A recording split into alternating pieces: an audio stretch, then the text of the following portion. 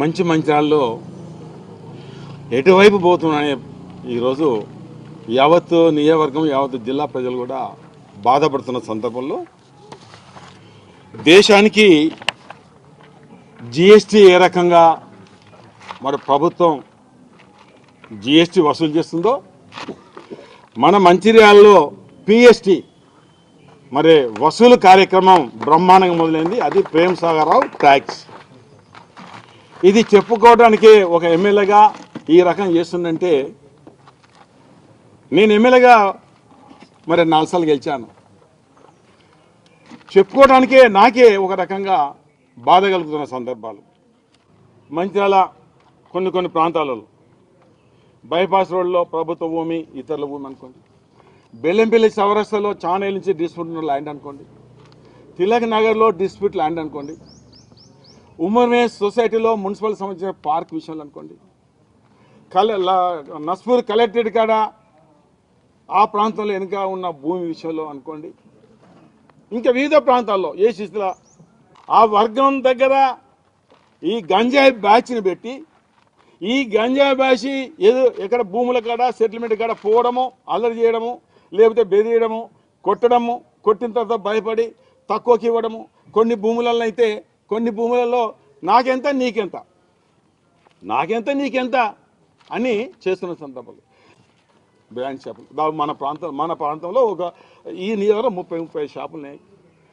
ఒక 5-6 రోజుల క్రితం ప్రేమ్ సాగర్ ఎక్సైజ్ అధికారులు ఆఫీసును పిలిపించి నాకు అర్జెంటుగా 10 లక్షలు కావాలి. ఎవరికి? ప్రేమ్ సాగర్. అర్జెంటుగా 10 లక్షలు కావాలి అంటే వాళ్ళని ఎట్లా అన్నారు. ఎట్లేంటిది? ఉంటావా పోతావా? వసూలు చేయి. ఆ ఎక్సైజ్ అధికారులు మీటింగ్ పెట్టింది అక్కడ ఆఫీస్లో. కొంతమంది బ్రాంచ్ షాప్ యజమానులు వేరు. ప్రేమ్ సాగర్ అడుగుతుండు 10 లక్షలు ఇవ్వాలి. నాకు అంత సంబంధం లేదు సార్. మేము 5 పొత్తుల పేదోళ్ళము, నిరుద్యోగులు మేము వసూలు చేసుకుని పొత్తులో పెట్టుకున్నాం. అదేం నాకు తెలియదు.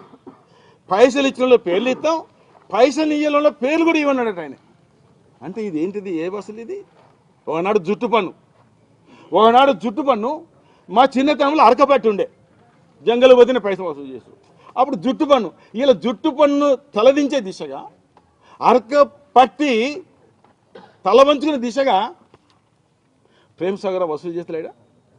ఇదే నేను ఈసుగత చెప్తున్నా, ఈసుగతం చెప్తలేను. దయచేసి ఇలా ప్రజలకు, ఇలా మేధావులకు, ఇలా వ్యాపారం అందరికి నేను చెప్పడం జరుగుతుంది. ఇది వాస్తవమైన మాట చెప్తున్నాను. మరొక మాట, శ్మశాన వాటిగా 2,60,00,000 నుంచి 11,50,00,000 అయింది. దానిలో గోల్మాల్, దాన్ని కూడా ఇసిపెట్టేది లేదు. అధికారులు తప్పు చేస్తే డెఫినెట్గా సస్పెండ్ కాక తప్పదు. వాళ్ళు రిటైర్ అయితే వాళ్ళ ఇది కూడా రికార్డ్ చేస్తాం, వీళ్ళు పెన్షన్ కూడా రికార్డ్ చేస్తాం. అందులో ఏం చేసింది? అయ్యాల మంచిర్యాల పిలిపించాడు, మారవాడి సంఘం పిలిపించాడు. దాన్ని మెయింటైన్ చేయాలి. మీ మారవాడి సంఘం నెలకి 1,00,000. మళ్ళీ వాళ్ళు ఒప్పుకొని పోయారు. వాళ్ళు 3 నెలలు అనుకున్నారట. మళ్ళీ వయసును పిలిపించారు. గట్టెట్లా అన్నారు, ఏందే మారవాళ్ళు తక్కన ఒప్పుకున్నారు, మీరెందుకే ఒప్పుకోరు అన్నారట. వీళ్ళు ఒప్పుకున్నారు. వీళ్ళ కులం 1,00,000. వీళ్ళు డిస్కషన్ ఏమన్నారు? మాట్లాడి మేము 3 నెలలు అనుకున్నాం, 3.5 సంవత్సరాలు అనుకోలేదు, ఇది ఎట్లా అని వాళ్ళు అన్నారు.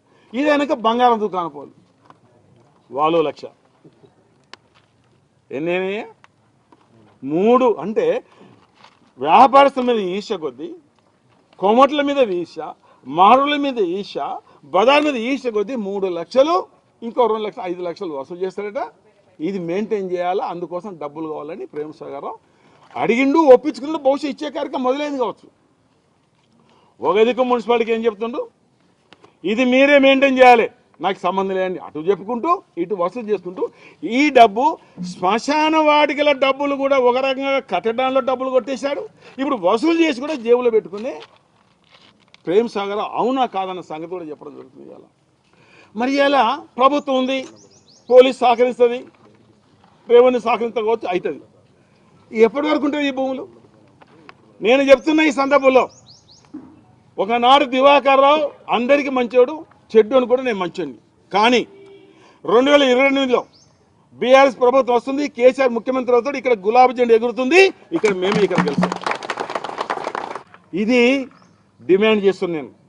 తీసుకున్న పైసలని వాపసు చేయకపోతే ఎప్పటికీ మొన్న మా ప్రభుత్వం మేము మారిపోలేదు, మేము ఉన్నామా? 14 నుంచి 20 ఉన్నాం కదా, 24 దాకా ఉన్నాం కదా. నీ ప్రభుత్వం ఉంటుందా? నీ ఎప్పుడు మారుతుంది.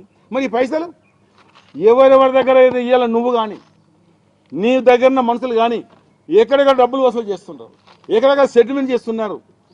ఇవన్నీ మళ్ళా 2028లో నువ్వు పెట్టించిన కేసులు, పైసలు తీసుకొని పైసలు పెట్టించినావు. వాళ్ళందరితో కేసులు పెట్టించి వడ్డీతో సహా మళ్ళీ కంప్లైంట్ ఇచ్చి పోలీసులు పెట్టించి వాళ్ళందరికీ న్యాయంగా, అది కూడా తప్పు చెబితే ఇప్పాను, అది కూడా న్యాయంగా ఇప్పించే కార్యక్రమం 2028లో, అది కూడా చెప్తున్నాను ఇవాళ.